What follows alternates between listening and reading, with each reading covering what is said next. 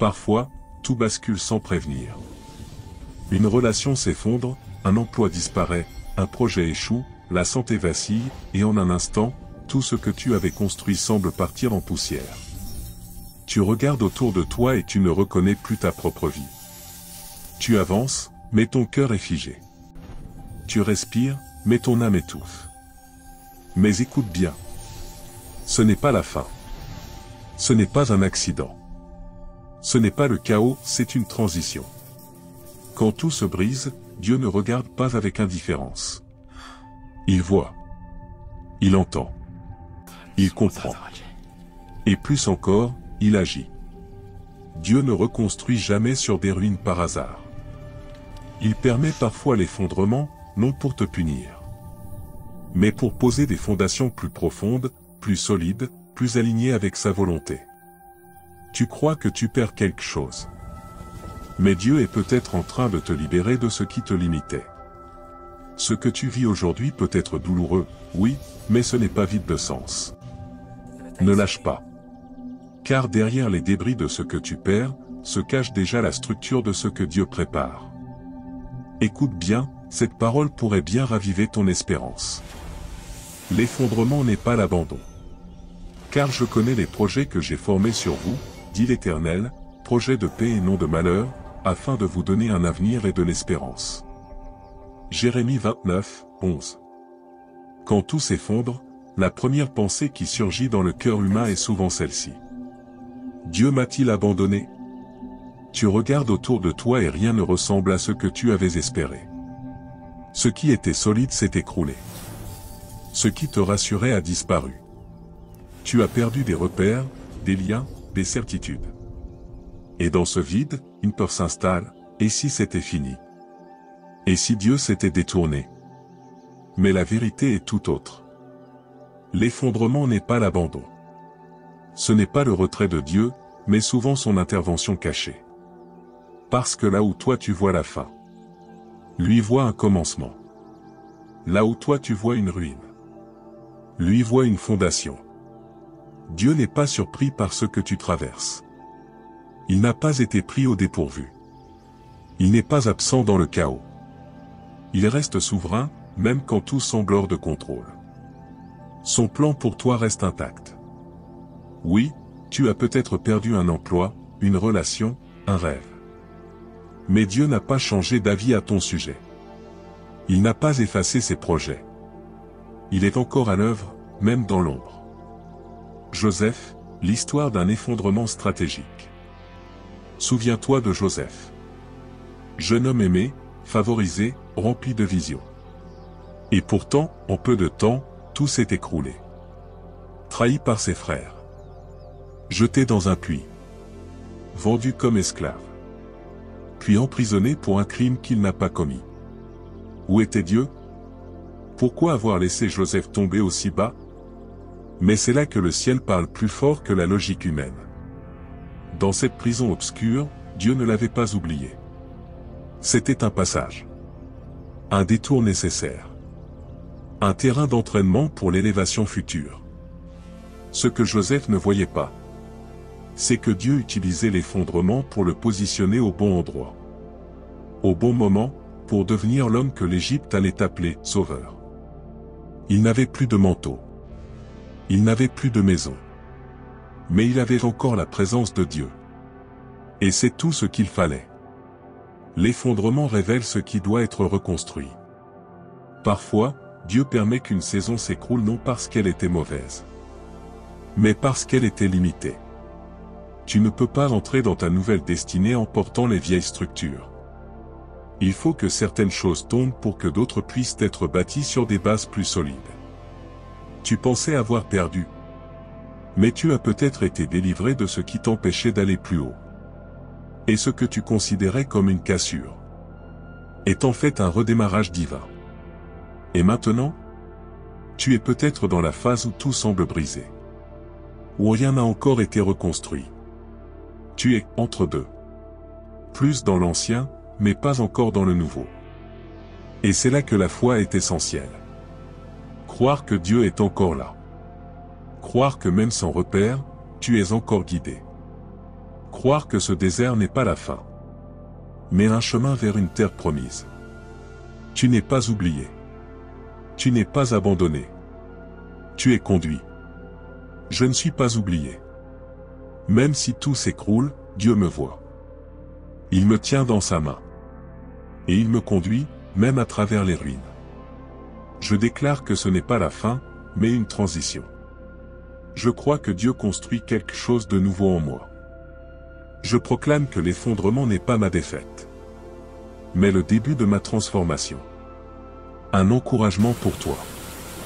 Si tu es en train de vivre une saison d'effondrement, ne panique pas.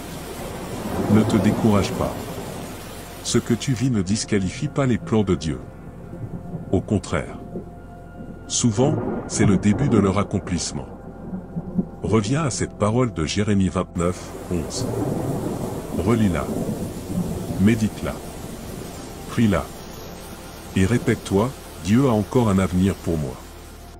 Un avenir de paix, d'espérance, de restauration. Ce chapitre n'est pas le dernier. Ce que Dieu a commencé en toi, il le mènera à terme. Le silence de Dieu ne veut pas dire absence. L'homme ne comprend pas toujours le chemin de Dieu, mais ses voies sont parfaites. Psaume 18h31. Il y a des moments dans la vie où le silence devient pesant. Tu pries. Tu cries. Tu pleures. Tu cherches. Mais le ciel semble fermé. Aucune réponse. Aucun signe. Aucun murmure. Et ce silence peut être plus douloureux que la perte elle-même. Parce que tu sais que Dieu est réel. Tu sais qu'il entend. Mais tu n'entends rien en retour. Et alors, une autre pensée tente de s'imposer. Dieu m'a-t-il abandonné? Mais non. Ce silence n'est pas un vide, c'est un travail caché. Ce n'est pas une punition, c'est un processus sacré. Dieu travaille en silence. Quand tu ne ressens rien. Quand tu ne vois aucun changement. Quand tes prières semblent flotter dans l'air sans retour. C'est souvent là que Dieu agit le plus profondément. Il construit dans l'invisible. Il déplace des choses que tu ne vois pas encore. Il restaure ton cœur à un niveau que les émotions ne peuvent détecter. Il ne te parle pas toujours avec des mots. Parfois, il agit dans ton silence intérieur, là où les mots n'ont plus d'espace. Il te prépare. Il fortifie ta foi. Il t'apprend à dépendre de lui seul. L'apprentissage du silence. Il y a une maturité spirituelle qui ne peut naître que dans le silence. Car quand tu n'entends plus rien, tu es obligé de te souvenir de ce que Dieu t'a déjà dit. Tu n'es plus guidé par les sensations, mais par la foi nue. Et cette foi-là, celle qui croit sans voir, qui avance sans ressentir, qui s'accroche sans réponse. C'est une foi que Dieu honore puissamment. C'est dans les moments de silence que naissent les plus grandes révélations. C'est dans ces nuits silencieuses que Dieu plante les graines de sa parole. Graines qui donneront des fruits au bon moment. Une histoire vraie. Une femme me partageait un jour son témoignage. Elle venait de tout perdre, son mari était parti, la laissant avec 2 enfants et des dettes. Elle priait, pleurait, criait à Dieu. Mais rien. Pas de rêve. Pas de signe. Pas de paix. Elle me disait. Je pensais que Dieu m'avait abandonné. Que j'étais indigne de sa voix. Que mes prières n'étaient pas assez fortes. Pendant des semaines, elle n'a reçu aucun soulagement. Mais un matin, alors qu'elle ne faisait rien d'extraordinaire, elle pliait simplement le linge. Elle a ressenti une paix inexplicable. Pas un miracle visible. Pas un changement extérieur. Mais une paix qui dépassait tout ce qu'elle avait connu. Et c'est là qu'elle a compris. Dieu ne l'avait jamais quittée. Il était en train de la guérir de l'intérieur, en silence. Il restaurait ce qui avait été brisé sans bruit, sans lumière, sans sensation. Aujourd'hui, cette femme est debout, remplie de foi. Et elle accompagne d'autres femmes blessées. Car elle sait ce que c'est de traverser le silence, et d'y rencontrer Dieu. Le silence est une invitation.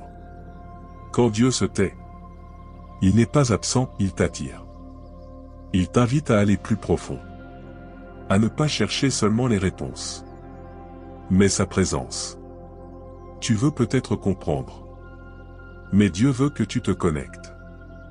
Il sait que si tu t'approches dans le silence, ce que tu découvriras de lui ne sera pas une simple réponse, mais une transformation. Et toi, aujourd'hui, peut-être que tu es dans ce silence. Tu as cherché un signe, et il n'est pas venu. Tu as demandé une parole, et elle ne s'est pas manifestée. Mais écoute ceci avec ton cœur. Le silence de Dieu ne veut pas dire son absence. C'est souvent un langage plus profond. Un langage qui parle à ton âme au-delà des mots. Reste là. Reste dans sa présence. Même si tu ne ressens rien. Même si tu n'as plus la force de formuler des prières longues. Reste. Car dans ce silence, il façonne ta foi. Il t'équipe. Il t'aime. Et au moment parfait, il parlera. Même si je n'entends pas, je crois. Même si je ne vois pas, je sais que Dieu agit. Je déclare que le silence de Dieu est une saison sacrée. Un lieu de transformation intérieure. Je proclame que je ne suis pas abandonné, mais en formation. Je choisis la foi, même sans signe. Je choisis la paix, même sans émotion. Je choisis Dieu, même quand il se tait. Dieu reconstruit toujours en mieux. Le Dieu de toute grâce, vous perfectionnera lui-même, vous affermira, vous fortifiera, vous rendra inébranlable. 1 Pierre 5h10. Quand tout s'est effondré, tu as peut-être cru que c'était la fin. Mais en réalité, c'était une fondation. Une fondation pour quelque chose de plus profond, de plus solide, de plus fidèle à ce que Dieu a toujours voulu construire en toi. Car Dieu ne restaure jamais à l'identique. Il ne fait pas de copier-coller du passé. Il ne te ramène pas en arrière. Il t'élève vers ce qui est meilleur. Il perfectionnera lui-même.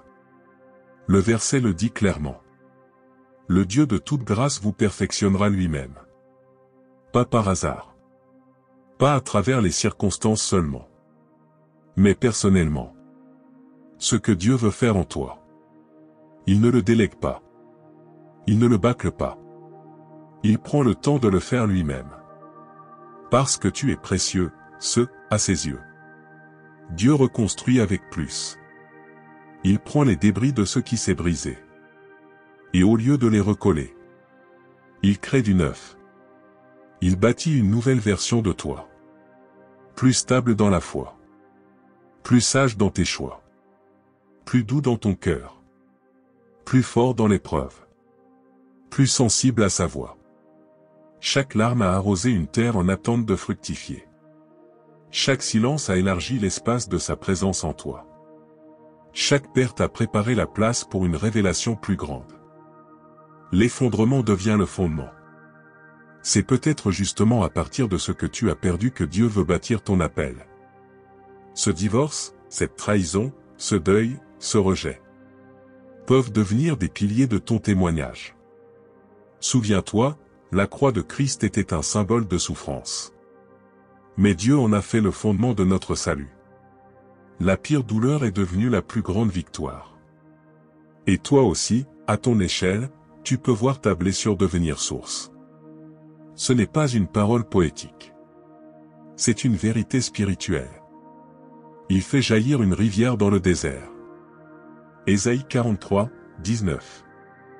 Témoignage intérieur, de poussière à promesse. Tu es peut-être encore dans les gravats. Dans la poussière de ce que tu as perdu. Mais Dieu ne voit pas de la poussière. Il voit de la fertilité. Ce que tu appelles ruine, il appelle terre à semer. Et ce qu'il va semer en toi portera un fruit que tu n'aurais jamais pu produire autrement. C'est pour cela que tu ne dois pas essayer de retrouver l'avant. Ne cours pas après ce qui s'est écroulé. L'ancien était bon, mais le nouveau sera meilleur. Dieu ne t'amène pas en arrière. Il te prépare pour l'avant.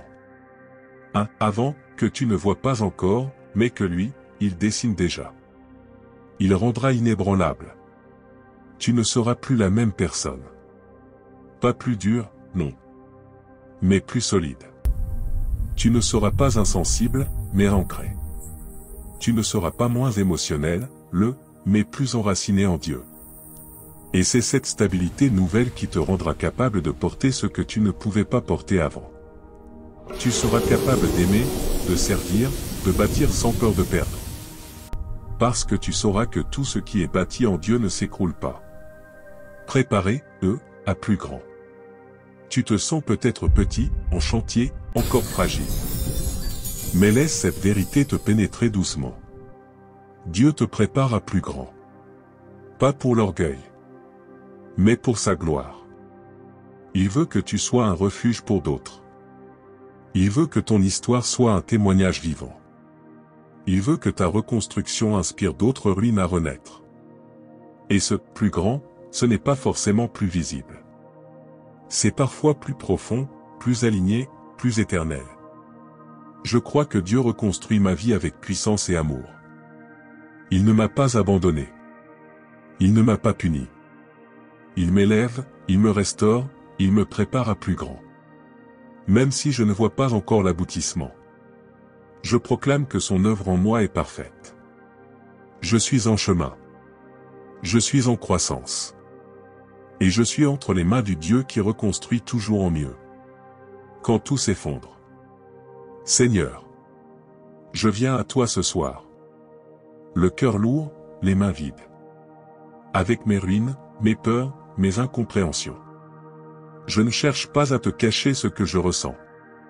Je suis fatigué. Blessé. Parfois perdu. Il y a des choses que j'ai perdues. Des relations que je n'ai pas pu sauver. Des projets qui se sont effondrés.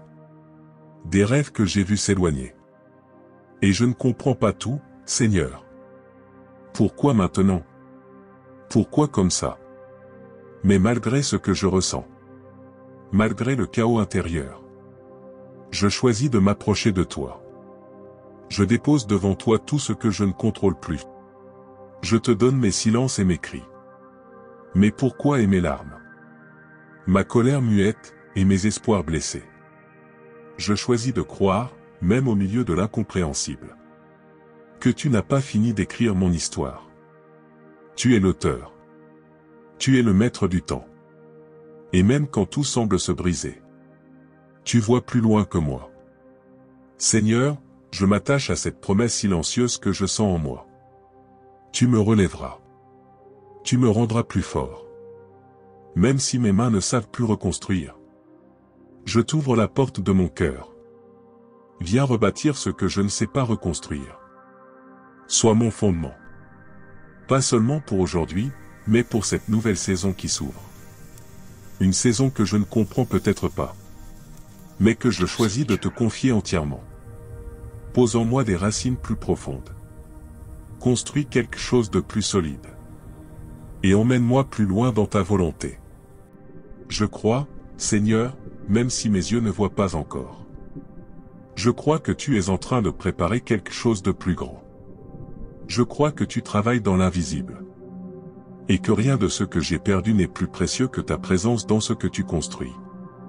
Merci pour ton amour qui restaure. Merci pour ta fidélité qui ne change pas, même quand tout autour vacille. Je te fais confiance, encore une fois. Amen. Si tu traverses un effondrement en ce moment, n'oublie jamais ceci, Dieu n'est pas absent dans tes ruines. Il est là, silencieux parfois, mais présent. Et il est l'architecte de la reconstruction. Ce que tu vis aujourd'hui peut sembler être une fin. Mais dans le royaume de Dieu, chaque fin annonce une renaissance. Tu n'es pas oublié. Tu es en chantier. Alors laisse cette parole s'enraciner en toi. Ne te précipite pas, médite. Respire. Et si ton cœur en a besoin, réécoute cette prière. Autant de fois qu'il le faudra. Et surtout, continue à croire. Même à travers les larmes, même quand c'est flou. Même quand le silence de Dieu semble peser, continue. Si ce message a touché ton cœur, Je t'invite à t'abonner pour recevoir chaque semaine des paroles de foi, d'espérance, de guérison. Et n'hésite pas à partager cette vidéo à quelqu'un que tu sais en train de vivre un effondrement, peut-être en silence. Dieu reconstruit. Il élève. Et il te prépare, en ce moment même, à quelque chose de plus grand. Que sa paix soit ton soutien. Et que sa lumière t'accompagne jusqu'à la restauration complète. À très bientôt.